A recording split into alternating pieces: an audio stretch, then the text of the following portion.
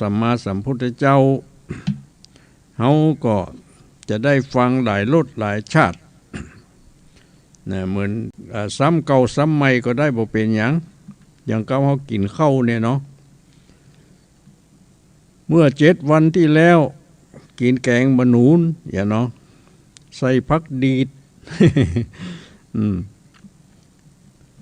วันนี้ก็เอามาแกงแถมอย่าเนาะเขาก็กินแถมแต่ก็ล้ำอยู่นะเพราะมันว่างเว้นมา6-7 วันเนาะ ถ้าการฟังธรรมะก็เหมือนกัน นะเอาฟังหลายรูปหลายตนหลายองค์หรือจะฟังองค์เดียวซ้ำซากอยู่ก็บ่เป็นหยังเข้าใจแล้วก็เข้าใจแถมแน่นแล้วก็ให้มันแน่นแถมนั่นนะฟังแล้วฟังแถมนั่นแหละบางทีเขาก็ไม่ใช่จำเนาะฟังให้มันผ่านพ้นหูไปบางทีก็กึดใจได้จำอยู่บางข้อบางตอนว่าทุเจ้าเปิ้นเอาเรื่องอันยังมาเทศนามาบรรยายบางคนก็จำได้อยู่จำเพียงวันที่ออกอากาศว่าวันนั้นวันนี้วันที่เดือนพศนี่นะจำหมดอ่ะ บางท่านก็มีเครื่องบันทึกเสียงจากโทรศัพท์หรือมีเครื่องบันทึกเสียงโดยเฉพาะเอามาบันทึกเสียงนะก็มีอยู่นะก็บันทึกไว้ยังไว้เพื่อว่างๆง่อมจิตใจว่าวุ่นอย่างใดก็เอามาเปิดฟังแถมเนี่ยเนาะแล้วเขาก็จะได้เข้าใจได้สบายใจเนี่ยคือการฟังธรรมะ การฟังธรรมะทำให้คลายทุกข์ไปได้อยู่เหมือนกัน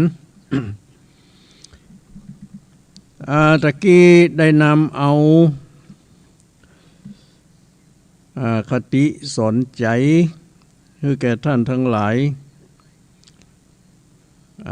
ได้ยินฟังว่าอย่าไปทำงานจนป่วยตายนี่นะอันนี้ก็เคยดูมันจะออกมาหลายครั้ง ก็ออกแล้วออกแถมนั่นแหละการทำงานจนป่วยตายนี่หมายความว่าบ่หยุดบ่ยั้งทำเมื่อวันค่ำไปบ่พอเมื่อคืนยังมาทำอันยังแถมอยู่อีนะการพักผ่อนก็เลยน้อยได้นอนหลับน้อยเดียวพักผ่อนบ่เต็มที่เนาะตามธรรมดาเนี่ยวันหนึ่งคืนหนึ่งนี่นะเปิ้นฮือนอนหลับประมาณ8 ชั่วโมงเนี่ย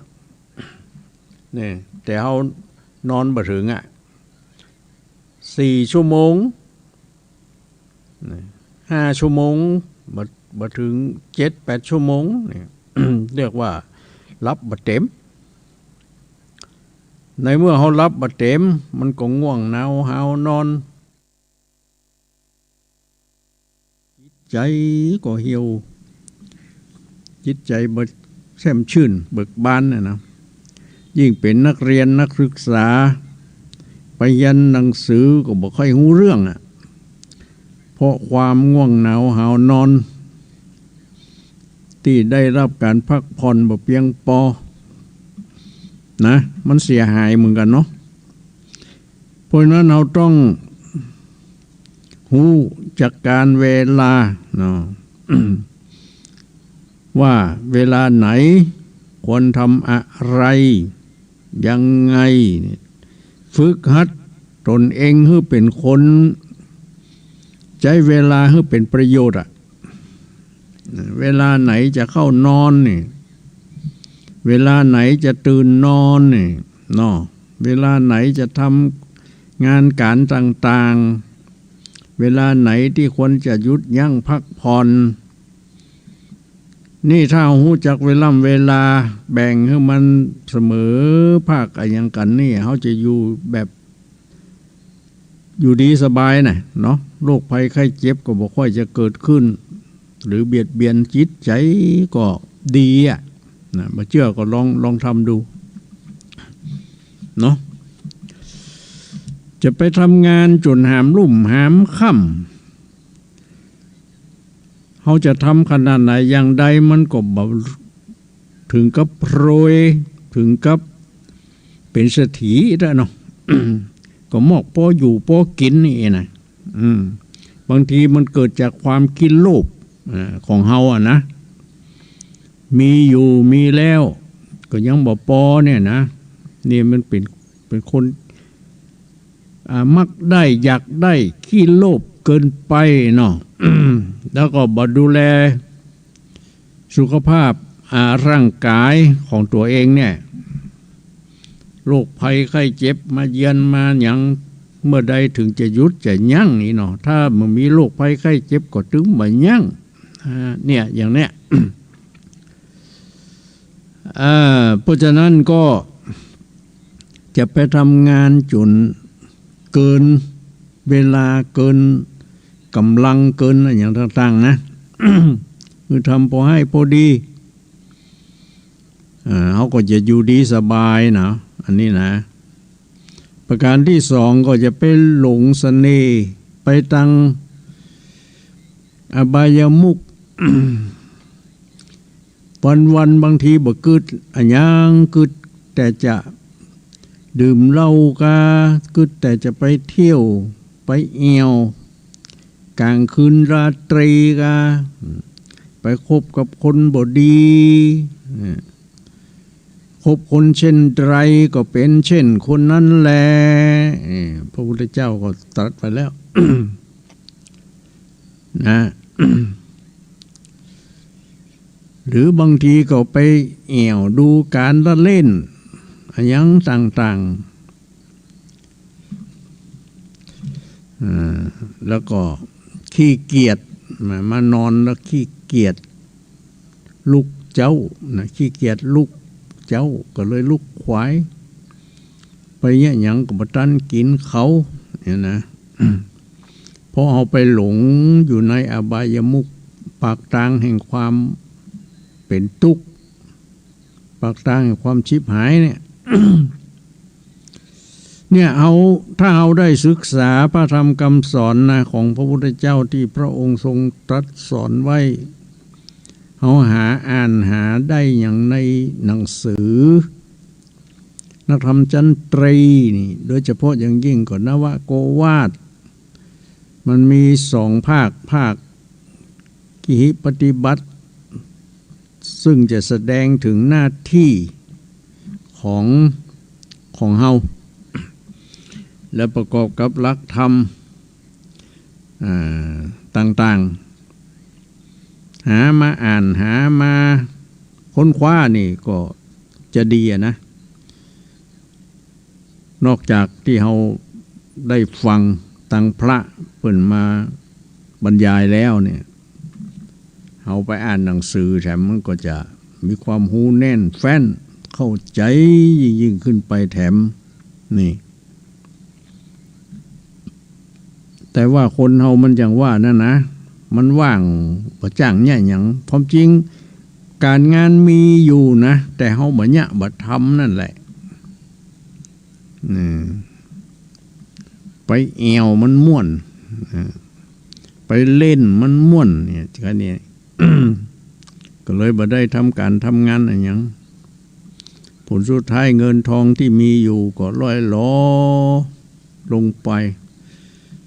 อันเก่าออกไปอันใหม่ก็บ่เข้ามาแทนนี่เนาะขาดแคลนขาดข้ออย่างนี้เขาก็ต้องเป็นทุกข์ละน้ำมันไหลบ่ได้กันนั่นแหละอย่ามีความสุขที่ผิดศีลธรรมนี่บางทีเขาไปแสวงหาความสุขนอกจากศีลธรรมนะ ก็มันเป็นสุขชั่วคราวนะสิ่งต่างๆเหล่านั้นมันบ่ใช่สุขยืดยาวนะสุขทางโลกเป็นสุขชั่วคราวเนี่ยสุขยืดยาวต้องเข้าหาพุทธศาสนาหรือว่าต้อง ปฏิบัติธรรมเนี่ยอันนี้เป็นสุขยืดยาวแต่ เขาจะหู้ถึงความเจริญถึงความเสื่อมถึงความดีถึงความชั่วแล้วก็หู้จักหน้าที่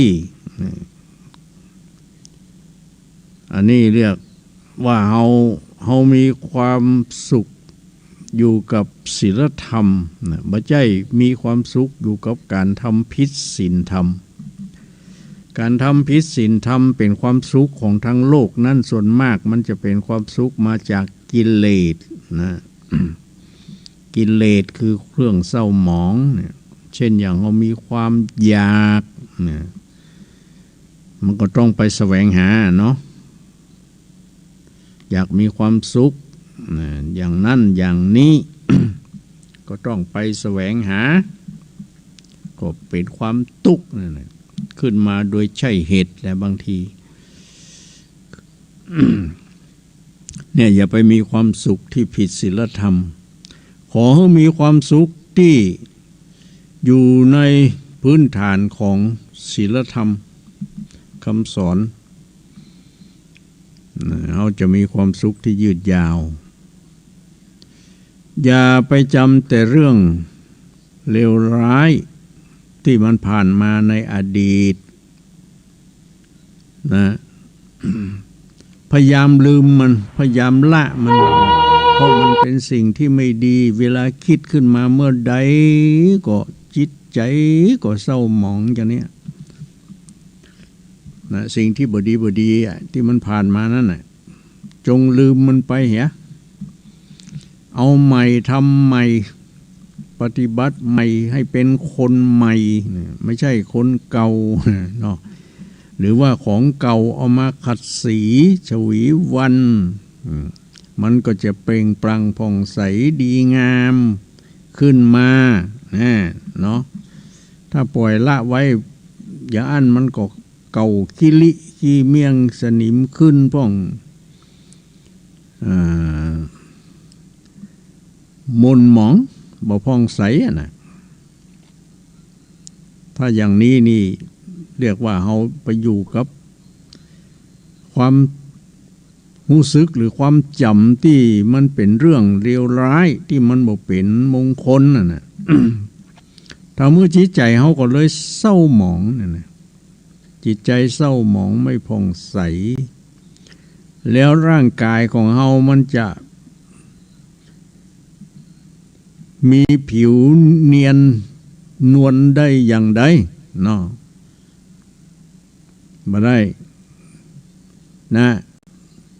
ผิวพรรณวรรณะก็จะมนหมองไปตัวเหี่ยวย่นแก่เร็วนะอย่างนี้ พอจิตใจมันไฟไปทางบดี นะถ้าเอาไฟไปในทางดีจิตใจก็ดีผิวพรรณวรรณะก็พุทธผ่องยองใยงามอยู่ตลอดเวลาแก่ช้าเนาะ ใครเห็นก็ชมเป็นคนงามตลอดกาลบอกว่าการไหนเวลาไหนพอสอนไหนปีใดพอเมื่อใดก็งามอยู่ตลอดเวลาเนาะนั่นก็หมายถึงจิตใจมันงามมาโดยตลอดผิวพรรณวรรณะมันก็เลย แสดงออกมาเหมือนกับจิตใจที่มันสบายที่มันงามเพราะฉะนั้นอาตมาส่วนมากก็จะบอกว่าจะไปเครียดนะอย่าไปเครียดกับปัญหาอันอย่างต่าง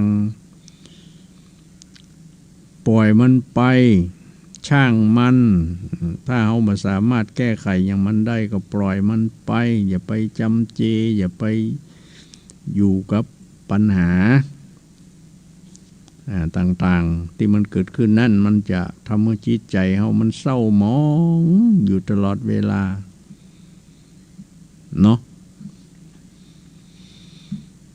เนี่ยเดี๋ยวไปจำสิ่งเลวร้ายสิ่งที่บดีนะที่มันผ่านมาถ้าเขาหมอศีลทำเป็นที่จ้างที่เปิ่งนี่นะมันถึงกึดเนาะมันถึงคิดจะเตือนนอนเมื่อคืนมันบอกให้รับมันกึดถึงอดีต เขาก็จ้างมีเป็นเตื้อเหมือนกันแต่เขาต้องพยายามข่มภาวนาในใจพุทโธอรหังธัมโมปัจจตังสังโฆยะทิทังว่าไปเลยผลสุดท้ายมันรับไปเมื่อใดโมโหไปถ้านอนมารับนี่ต้องภาวนาในใจอย่างเนี้ยหายใจกำหนดเอาเองมันถึงรับไปคนเดียวมันน่ะถ้าเอาบอกกึดอารมณ์พุทโธธัมโมสังโฆเนี่ยมันไปกึดถึงปัญหาถึงอันยังต่างๆที่มันผ่านมาแล้วนะปีใดเมื่อใดก็บ่ฮู้ก็ยังมาจำอยู่ เนาะยังมีสัญญาความจำนะถ้าจำสิ่งที่ดีๆก็ไม่เป็นไรเนาะมันซ้ำจะดีจะเป็นมงคลกับชีวิต แต่ถ้าไปจำในสิ่งที่บุดีนี่ก็มันจะทำให้จิตใจเศร้าหมองไปผิวพรรณวรรณะก็เศร้าหมองไปตัวจิตใจนั่นแหละเนี่ยอย่าไปจำแต่สิ่งเรื่องเลวร้ายที่มันผ่านพ้นมาแล้วเราจะเอากลับคืนมามันไม่ได้นะ ปล่อยมันไปนะปล่อยมันไปแล้วก็อย่าไปอยู่บดอกบดายสบายโดยที่บ่ทำอันยังบ่ยะอันยังแม้แต่จะไหว้พระเจ้าก่อนรับก่อนนอนก็บ่ยะอีเนาะ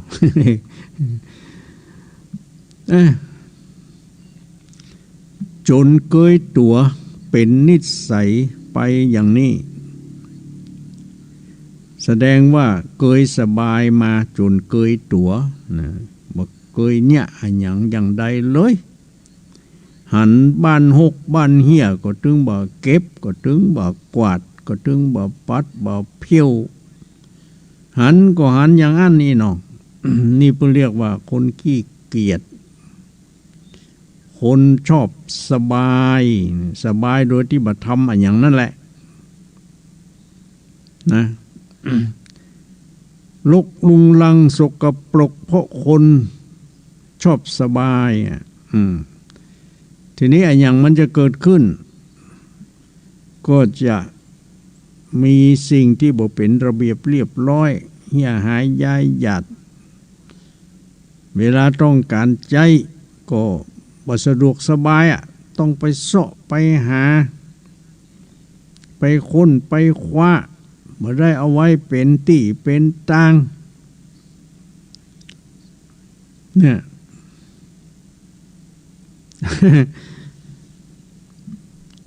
อย่างในห้องครัวตำน้ำพริกตำอย่างแล้วล้างโคกล้างอย่างเอาโคกไว้เหี่ยติ้งเอาแกนตำมันไปไว้เหี่ยติ้ง เวลาจะตำน้ำพริกได้ก้าโคกแกนมันหายแซบเต้าโซแตนเนอร์แล้วแต่เอาจุ่งในซาเปลือกหอม แกนโคกมันนักเนาะเอาจุ่งในซาเปลือกหอมที่เขาแกะแล้วเนี่ยมันก็หุ้มไว้เขาก็พอก็มหันมันมีแต่มันบุ่มอยู่ในนั้นเนาะเนี่ยอันนี้คือสิ่งที่มันบ่เป็นระเบียบเรียบร้อยอันยังทำให้เราสบายจนเกยตัวคือบ่เบี้ยบ่ทำอันยังบ่ว่างๆนี่มันหน้าที่จะทำอันยังในบ้านในเรือนของเฮาเนาะเพราะว่าเฮาก็บ่ล่ำที่จะไปที่ไหนอย่างใด ส่วนมากคนสูงอายุก็จะอยู่กับลูกกับหลานเลี้ยงดูพ่อกวยลูกหลานให้เขานะ พร้อมกันนั่นเฮาก็จวนเอาหลานเฮาเอาหยังเฮามาปัดมาเพี้ยวมากวาดอีกอ่ะเนาะเป่าลมเอามันตัวเอาสักทั้งวันให้มันตัวน่ะมันก็จะช่วยเฮามันก็จะยะตัวเฮามันก็ถึงบ่ไปไหน เนาะ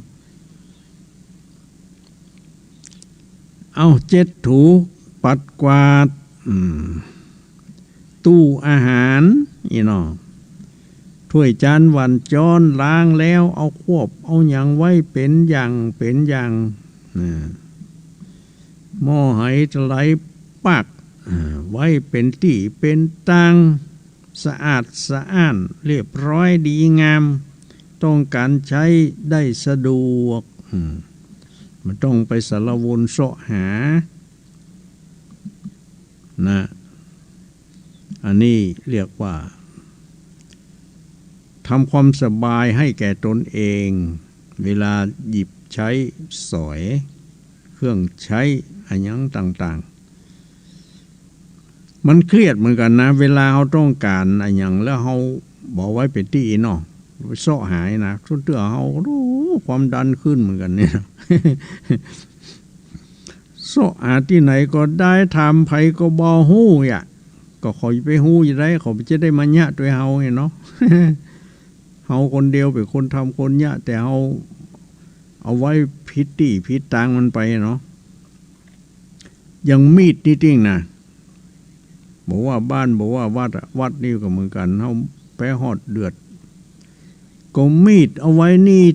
ซองเทียนนี่เนาะ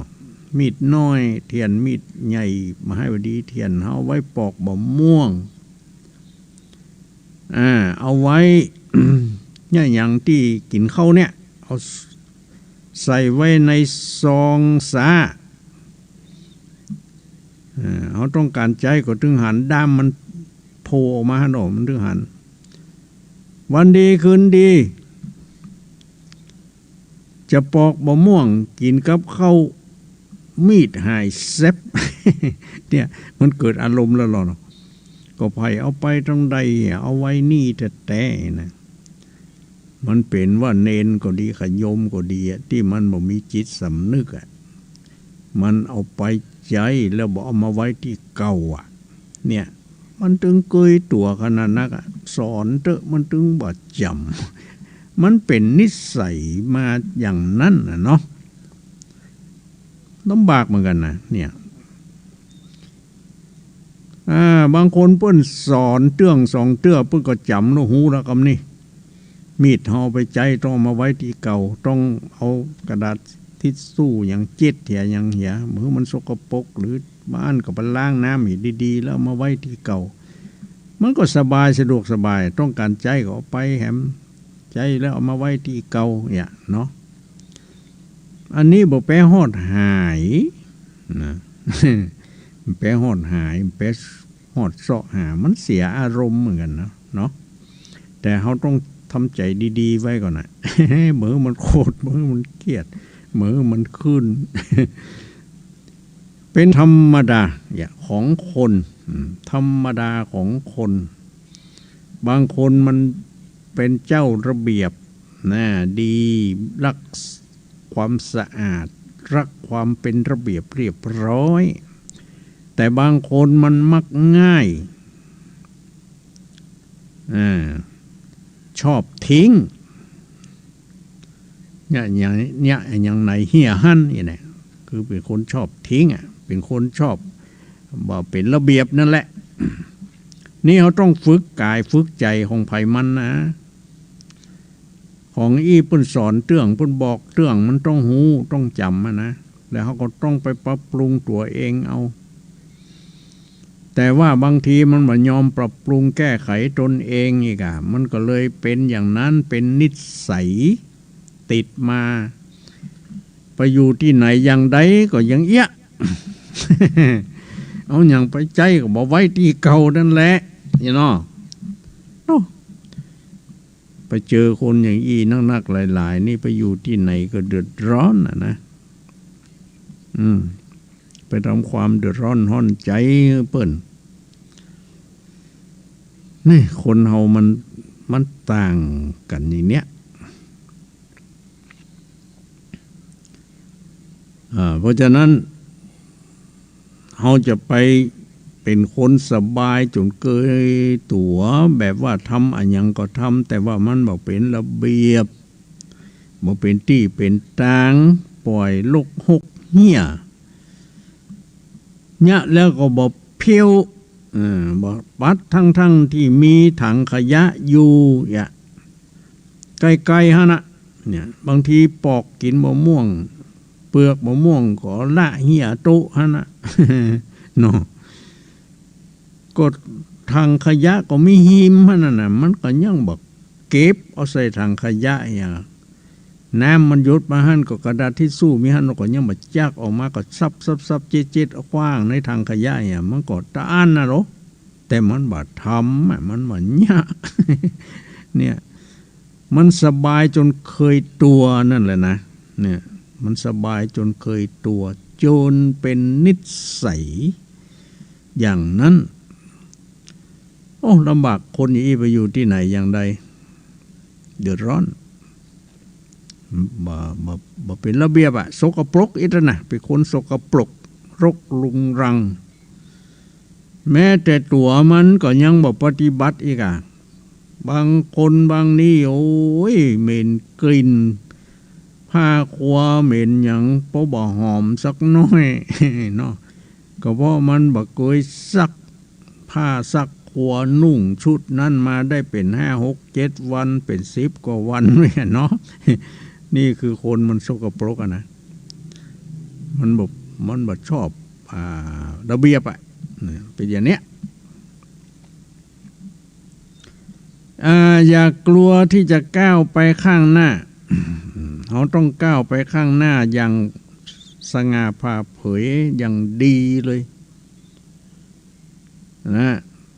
อย่าไปฝังก้าวไปข้างหน้าโดยละอันอย่างไว้ตั้งหลังที่มันบ่เรียบร้อยก็บ่ดีมันต้องเพี้ยวอันอย่างทำอันอย่างตั้งหลังให้เรียบร้อยแล้วเราก็ก้าวไปข้างหน้ามันจะบ่ได้มีปัญหาเนาะ การก้าวไปข้างหน้าก็คืองานอันอย่างก็ดีที่เรามีอยู่ที่เราทำอยู่นั้นต้องทำให้มันเสร็จเรียบร้อยต้องให้มันดีงามถึงจะเปลี่ยนงานถึงจะทำงานไปตั้งข้างหน้าจะไปปล่อยให้งานตั้งหลังลกลุงลังสกปรกอันยังก็บ่ดีบ่เรียบร้อยแล้วก็ไปทำงานอย่างอื่นเนี่ยอันนี้ผู้เรียกว่าคนไม่มีความรับผิดชอบในหน้าที่การงานของตัวเองที่ทำอยู่นั้นปล่อยปละละเลย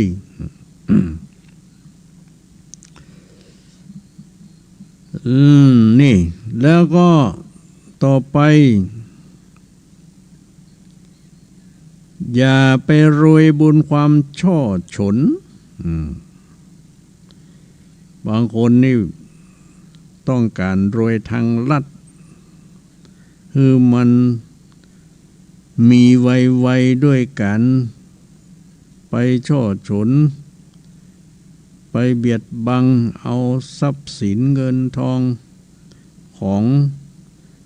พี่น้องของเพื่อนบ้านหรือของคนอื่นที่ตัวเองไปคุกคีอยู่ไปอย่างอยู่หันช่องโอกาสก็เอาไปนะอย่างนี้ มันก็บ่ดีอ่ะอย่างน้อยพวกก็จะสงสัยเขาอ่ะ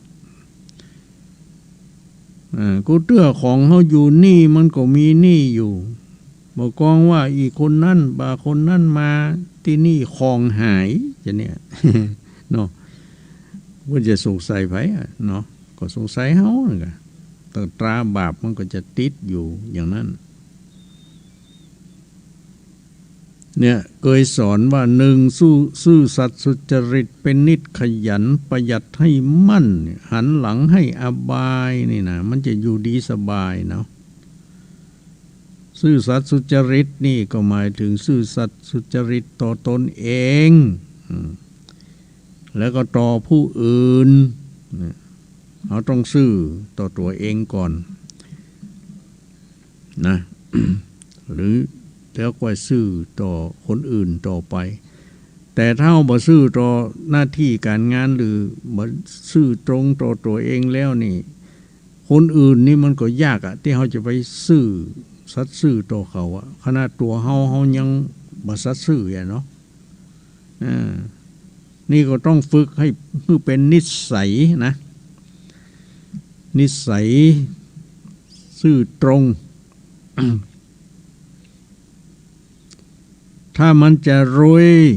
ก็ขอให้มันรวยความดีก่อนส่วนเงินทองอันอย่างต่างๆมันจะมาทีหลังต้องซื่อสัตย์สุจริต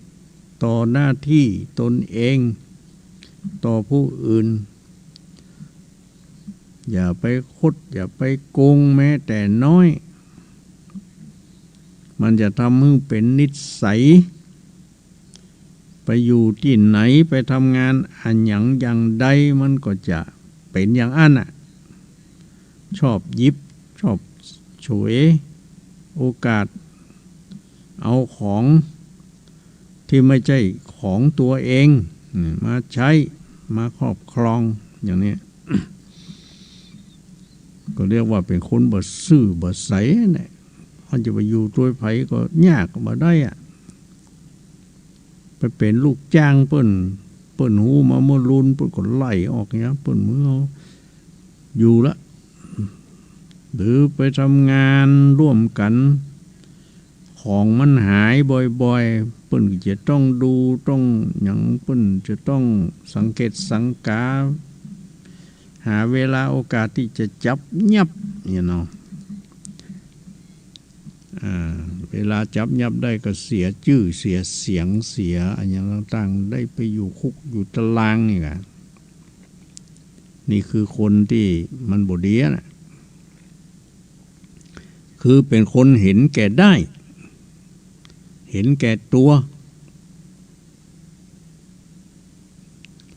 มือใครยาวสาวได้สาวเอาเนี่ยมันเป็นลักษณะเนี่ย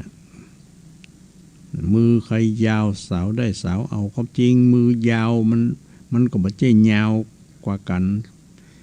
มือยาวในที่นี้หมายถึงชอบหยิบฉวยเอาของคนอื่นความจริงมือมันก็เท่าเดียวกันนั่นแหละมันบ่สั้นบ่ยาวตามรูปร่างของไผมันนี่มันเป็นกรรมโบราณกรรมอย่างเพิ่นว่ามาอย่างคนกินลักเขาว่ามือยาวคนมือยาว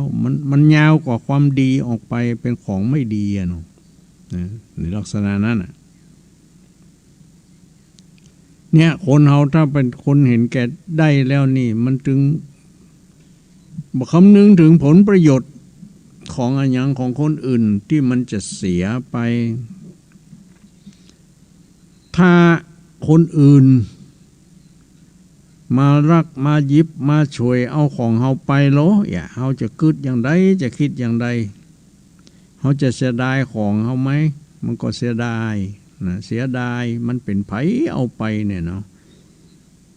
ฉันเดียวกันเฮาไปเอาของคนอื่นมาคนอื่นมันก็เป็นทุกข์อยู่อย่างนั้นน่ะเสาะหาว่าใครเป็นคนเอาไปเนี่ย อันนี้ลำบากอยู่กับคนบ่ซื่อบ่สัตย์ เนาะคนขี้หลบคนขี้โกงคนขี้ลักคนขี้เกียจขี้คลานคนอยู่ที่ไหนก็ถึงบอกให้ดีทำความเดือดร้อนใจอยู่ที่นั่นอย่างนี้เพ ราะนั้นเราต้องเป็นคนซื่อใสซื่อตรงคิดใจเขามาใส่ใจเฮาเนี่ยนะมันจะมีความรู้สึกว่าเขาก็เป็นทุกข์ใจถ้าเฮาเอาของเขาไปเขาก็ต้องเสาะหาแสวงหาแล้วก็เสียดายยิ่งเป็นของที่มีคุณมีค่ามีราคาก็ยิ่งเป็นทุกข์ยิ่งเสียดาย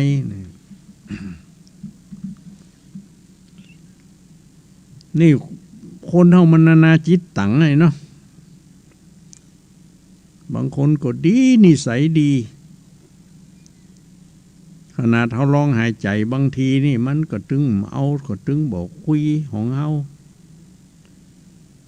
เอาอย่างไว้ที่ไหนอย่างใดปีกมาก็อยู่ที่เก่าหั่นอย่าบางทีเฮาแต่งเอาตกเหี้ยแต่หมดนั้นมันยังเก็บมาไว้ให้เฮาอย่างเนี้ยคือคนซื่อสัตย์สุจริตเนี่ยเขาถึงบอกว่าซื่อกินไม่หมดนี่หรอคดกินไม่นาน แต่คนอันธพาลมันก็ไปกลับเปลี่ยนคำเหี่ยว่าซื่อกินหมดอีหรอคดกินได้นาน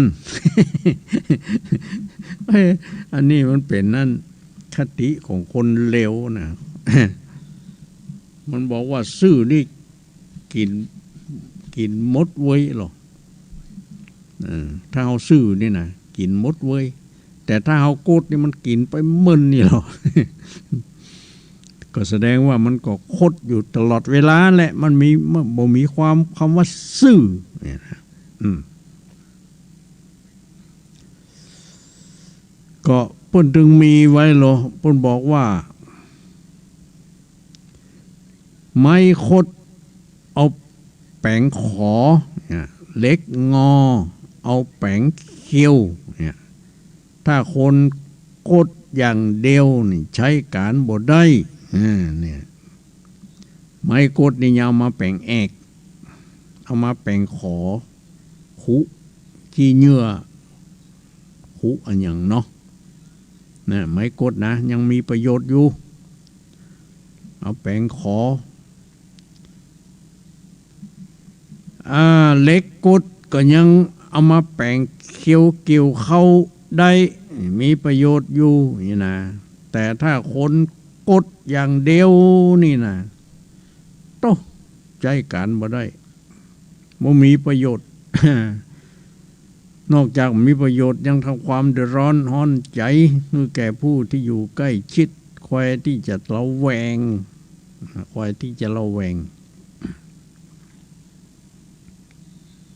อันนี้ก็เป็นคติธรรมนำเสนอให้แก่ท่านทั้งหลาย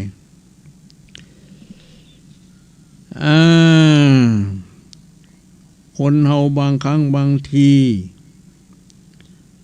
มันบ่ได้ศึกษาถึงสภาวะตามความเป็นจริงต่างๆแล้วนี่อันยังก็กลัวเหี่ยมดอีกก็บ่ดีนะนอกจากกลัวผีบางทีเขาก็มาหันผีสักเตื้อมาหันตัวบางคนก็หันกะ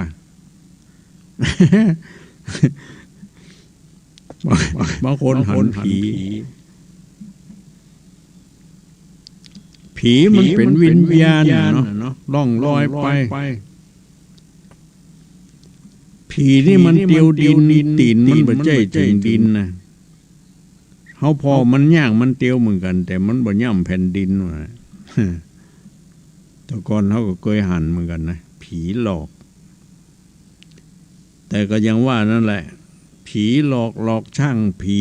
ตามทีมันคนเหมือนกันอย่าไปหลอกกันเอง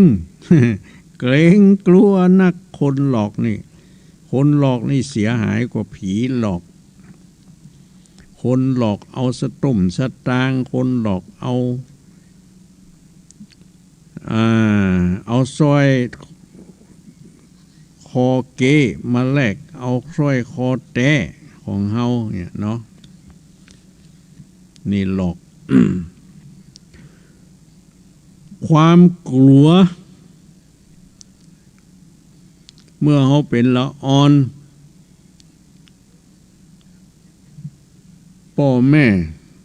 ของเขาบอกให้เขาไปแอวเมื่อค่ำเมื่อคืนนี่เพิ่นก็จะสอนจะบอกมึงจะไปแอวเมื่อค่ำเมื่อคืนเพราะเมื่อค่ำเมื่อคืนเนี่ยผีมันสอดล่าที่เราดีบ่ดีผีจะงำหัวจะเอามึงไปอย่างนั้นนะนี่เขากลัวเขาถึงไปแอวไหนอ่ะเนาะเพราะว่าเมื่อเป็นละอ่อนเนี่ยเขามีความกลัวย่านอ่ะเปิ้นก็บอกเหตุผลยังคำว่าผีเนี่ยมันถึงกลัวละพอได้ยินเสียงชื่อ เขายังมาอ่านตัวมันนี่นะกลัวละเว้ยผีหลอกอ่ะ เส้นเตื้อจะกิมห้องก็ดีตกโตห้องก็ดีบางทีหนูมันไตแปะไตคือทำเสียงดังอย่างนั้นอย่างนี้เขาก็ว่าผีเนี่ยความจริงบ่ใจเนาะความจริงเมื่อวันจริงๆเขายังบ่กลัวผีเพราะเขาหันเนาะมันแจ้งแต่ถ้าเป็นเมื่อคืนมันมืดสลุ่มมืดแล้วนี่กลัวโลกโตอันยังตกน้อยก็บ่ได้อันยังตกโตก็ดีมันไล่กินจักกิมนี่เนาะกินอันยังต่างๆเนี่ยเขาก็เลยว่าถ้าอย่าผีอย่างกันเนี่ยเขากลัวหรอกกลัวผีความจริงผีมีจริงหรือไม่นะก็มีอยู่มีตั้งแต่สมัยพุทธกาลมาแล้วผีนี่ มันเจ๊บ่มีนะมีนะในนี้ ความกลัวมันทำให้เราว้าเวเพราะเขาโมโหตามความเป็นจริงว่าอันยังคือผีอันยังก็ไปโทษผีแล้วก็ไปนาบผีนี่เนาะผีมันบอกสามารถที่จะมาตอบโต้อันอย่างเฮาได้หรอกเนาะถ้าเป็นคนเหมือนกันนี่มันจะมาพิษมาเถียงกันนะอันยังก็นาบเฮา อย่างขี้ยามันเดือดร้อนนะกะอันยังหายก็ว่าขี้ยาลักอีเนาะบอกกองของขี้ยาหายโลเนี่ยไผเอาไปนี่เพราะนั้นเขาบอกพูดถึงสภาวะตามความเป็นจริงที่มันเกิดขึ้นนี่นะเขาจะไปโมเมไปว่าเอามันบ่ได้นะมันต้องรู้ตามสภาวะความเป็นจริงก่อนนะ